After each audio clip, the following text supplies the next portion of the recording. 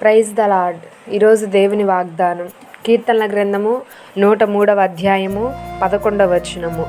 భూమి కంటే ఆకాశము ఎంత ఉన్నతముగా ఉన్నదో ఆయన యందు భయభక్తులు గలవారి ఎడల ఆయన కృప అంత అధికముగా ఉన్నది. ఈరోజు పరిశుద్ధాత్మ దేవుడు పరిశుద్ధమైనటువంటి పునరుద్ధాన దినమందు ఆయన కృపను గురించి మనతో మాట్లాడుతున్నారు. ఈరోజు మనం ఇలా సజీవులముగా ఉండి దేవుని ఆరాధించగలుగుతున్నాము అని అంటే అది కేవలము ఆయన కృప మాత్రమే.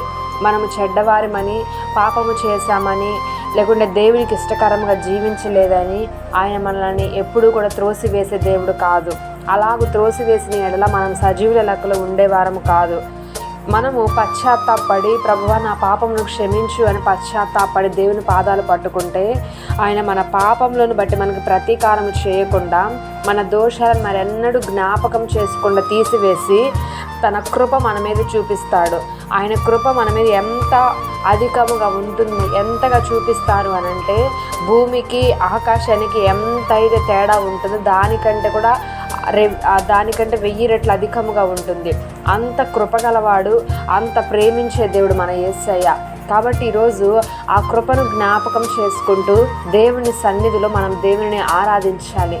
పరిశుద్ధమైన దినము సిద్ధపాటుతో వెళ్ళి ఆయనను ఆరాధించినప్పుడు ఆయన నిన్ను ఈ వారమంతా కాచి కాపాడి నీ ప్రతి చేతి పనిని ఆశీర్వదించి సమస్త విషయాలు మేలుకరముగా ఇంతవరకు కూడా దేవుడు మార్చి ఉన్నాడు. కాబట్టి దేవుడు చేసిన ప్రతి మేలును జ్ఞాపకం చేసుకొని, ఆయన కృపను జ్ఞాపకం చేసుకొని కృతజ్ఞతాస్థుతులతో దేవుని సన్నిధిలో అడుగుపెట్టి ఆయనను ఆరాధించినట్లయితే ఆయన సన్నిధిలో దాగిన సంపూర్ణ సంతోషాన్ని, ఆయన సన్నిధిలో దాగినటువంటి నూతనమైన ఆశీర్వాదాలని ఈ దినం పొందుకోగలుగుతావు. అటువంటి కృప పరిశుద్ధాత్మ దేవుడు ఈరోజు మనందరికీ దయచేయునుగాక. ఆమేన్.